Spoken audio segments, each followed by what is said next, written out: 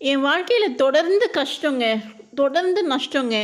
ஏமாற்றம், பல ஏமாற்றம். இவங்கலாம் நம்மள ஏமாத்துவாங்களா? அப்படின்னு நெனச்ச காலம் மாறி, எல்லாருமே ஏமாத்துறாங்க அப்படின்றது தெரிஞ்சும், தெரியாத மாரி எவ்வளோ நாள் தான் நடிக்கிறதுங்க? அந்த மாரியான சிச்சுவேஷன்ல இருக்கீங்கன்னா, நீங்க கவலையே படாதீங்க. ஏன்னா, உங்களுக்கான ஒரு சிறந்த தரமான ஒரு இடம் வந்து இருக்கு. ஆனா, அதுக்கு நீங்க தகுதியானவரா நீங்க மாத்திக்கிறதுக்கு தான் இந்த மாரியான கஷ்டங்கள், அவமானங்கள், ஏமாற்றங்கள், துரோகங்கள், விரக்தி, தொல்லை, எல்லாத்துலேயும் தடங்கல் எல்லாமே வர்றது இதுக்கான ஒரு காரணம் தாங்க. அதாவது காரணம் இல்லாம காரியம் ஆகவே ஆகாதுங்க.